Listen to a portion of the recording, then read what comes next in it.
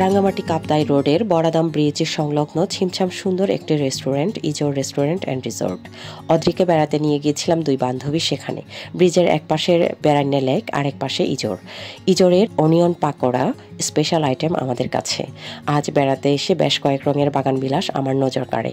কোনো কন্টেন্ট বানানোর প্ল্যান ছিল না, কিন্তু বাগান বিলাস আমাকে প্ররোচিত করলো।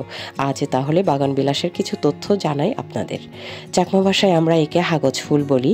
রবীন্দ্রনাথ ঠাকুরের দেয়া এর বাংলা নাম বাগান বিলাস। ইংরেজিতে একে পেপার ফ্লাওয়ার বোগনভিলিয়া বলে। এর বৈজ্ঞানিক নাম বোগনভিলিয়া স্পিসিস, পরিবার নিকটেজিনেসি। প্রায় 18 প্রজাতির বাগানবিলাসের রয়েছে বাহারি রং, গোলাপি, লাল, ম্যাজেন্টা, বেগুনি, হলুদ, সাদা ইত্যাদি। এটি গ্রীষ্মমণ্ডলীয় অঞ্চলের লতা জাতীয় বৃক্ষ। অনেকগুলো প্রজাতি কণ্টকময়। এই উদ্ভিদ বেশি পানি সহ্য করতে পারে না। অবস্থা অনুযায়ী 2-3 দিন পর পর পানি দিলেই হয়। প্রতিবার ফুল ফোটা শেষ হলে ডাল ছাঁটাই করে দিতে হয়।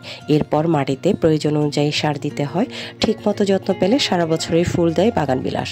মজার বিষয় হলো, আমরা যেটিকে বাগানবিলাসের ফুল বলে জানি সেটি এর মঞ্জুরিপত্র। মঞ্জুরিপত্রগুলো বর্ণিল হওয়ার কারণে আসল ফুল নজরেই পড়ে না। রঙিন মঞ্জুরিপত্রের ভিতরে যে 3টি নলাকার জনন স্তবকের মতো দেখা যায়, সেই 3টি হলো বাগানবিলাসের আসল ফুল।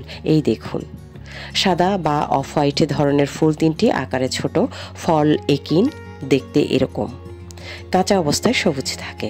কীটপতঙ্গ মুক্ত গাছ হিসেবে বাগানবিলাসের সুখ্যাতি রয়েছে। এটি মূলত অর্নামেন্টাল প্লান্ট হিসেবেই লাগানো হয়, তবে এর ফুল ও পাতায় ভাইরাস, ব্যাকটেরিয়া দমনকারী উপাদান রয়েছে।